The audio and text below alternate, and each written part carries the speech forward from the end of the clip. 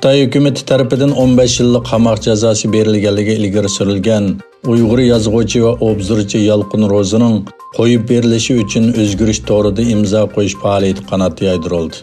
Sharq Turkiston madaniyat va uchur markazining raisi Abdujalil Qarqash Yalqin Ro'ziga o'xshash xalqning cho'nqur hurmatiga erishgan bir kishiningmi tutqun qilinganligi va Xitoyning irqiy va madaniyat qirg'inchiligidan nasibasini olganligini ta'kidlab, dunyodagi barliq Sharq Turkistonliklarni bu faoliyatga ovoz qo'shishga chaqirdi. Yalqin Ro'zining tutqun qilinishi va jazolanishining hech qanday qonuniy asosi yo'qligini ta'kidlagan Abdujalil apandi mundaq dedi. Xitoyning Sharq Turkistondagi jazo lagerlari va turmalarda qamalgan millionlagan Uyg'ur ichida oldingi qatorda turadigan akademiklar, san'atchilar va ziyolilar bor. Yalqin Ro'zi bu ziyolilarning biri. Yalqin Ro'zi Uyg'urlar orasida donglik adabiy tanqidchi, ma'rifchi va nashriyatchi bo'lib tanilgan bo'lib, butun hayotini Uyg'urlarning ilmiy tadqiqotiga bag'ishlagan. U nurg'un kitoblarni nashr qildirgan.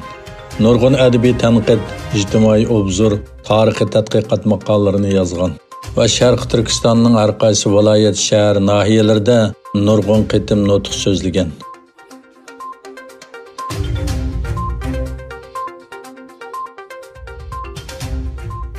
Amerika parlamenti a'zolari Trump hukumatiga maktub yo'llab, Uyg'urlarni bostirgan Xitoy amaldorlariga embargo yurgizishga chaqirdi. Amerika Davlat Majlisi Xitoy ishlari komitetining bildirishicha, Cumhuriyetçi Kengash Palata a'zosi Marco Rubio boshchiligida 75 dan ortiq Amerika Avam Palata a'zosi Tashqi ishlar ministri Pompeo va Moliya ministri Mnuchinga bir ochiq xat yozib, Amerika hukumatidan Xitoy hukumatining Uyg'urlarga ziyonkashlik qilishiga qarata embargo yurgizishiga hamda Xitoy hukumatining qilmishining irqiy qirg'inchilik yoki emasligini bekitishga chaqirdi. Rubio maktubda Amerika uchun harakat vaqti keldi dedi. Ochiq xatda mundaq deyildi. Amerika va xalqaro jamiyat Xitoyning Uyg'urlarga ziyonkashlik qilish masalasiga javob qaytarishi kerak. Chunki Xitoyning Uyg'ur onalarini, madaniyatini va diniy yodikorliklarini qasddan vayron qilganligiga, Uyg'ur ayollariga zo'ravonlik qilganligiga oid nurg'un faktlar bor. Parlament a'zolari yana Amerika hukumati va uning ittifoqdoshlarini Birlashgan Davlatlar Tashkiloti bexatarlik kengashida bu temada yig'ini ichishga va Uyg'ur diyoridagi amaliy ahvolni tekshirish uchun alohida elchi avatishga chaqirdi.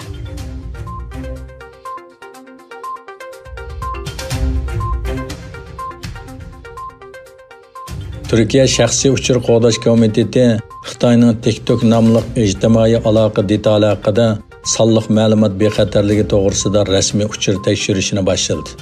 Anadolu agentligining xabar qilishicha, bu organ rasm, video hambaxirlash va xabarlash detali TikTok haqida yaqinda matbuotlarda tilga ilingan shaxsiy uchurlarni qo'g'dash jihatdagi yo'chiqqa doir pash qilishlarga asosan rasmiy tekshirishni boshlagan. TikTokning sonliq ma'lumotiga xiloflik qilish qilmishlari tuvandikicha. Yonpun taqalgan vaqtda ovoz va sin xotirlaydi. Telefonning kamerasi va mikrofonni kontrol qila oladi. Lozimli hujjatni yonfoningizga yuklay oladi. Siz ko'chirgan har bir mazmunni saqlaydi. Siz ishlatgan telefonning barliq qattiq detal iqtidorlari to'g'risidagi uchurlarni to'playdi. To'g'ri munosabatlik IP adres va Wi-Fi ziyorat ismingizni xotirlaydi. Bu yumshoq detalning navbatda Turkiyada 30 millionga yaqin agashguvchisi bor.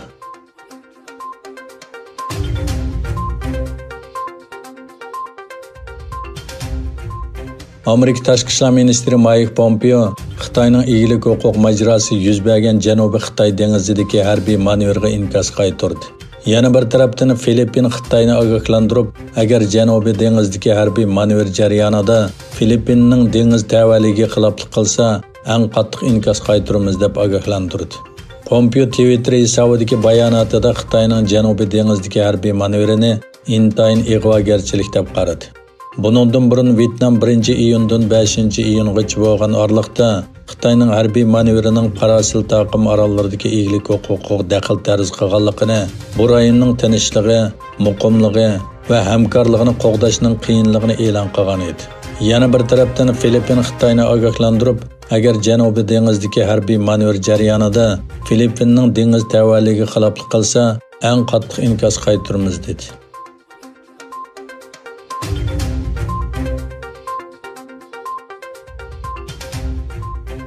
Hindiston bosh ministri Narendra Modi Tünügün iki devlet o'rtasidagi chegara to'qinishi sababidan necha hafta davomlashgan jiddiylikdan keyin Xitoy chegarasi shimolidagi Himolaya tog'ining Ladakh rayonini tuyuqsiz ziyorat qildi.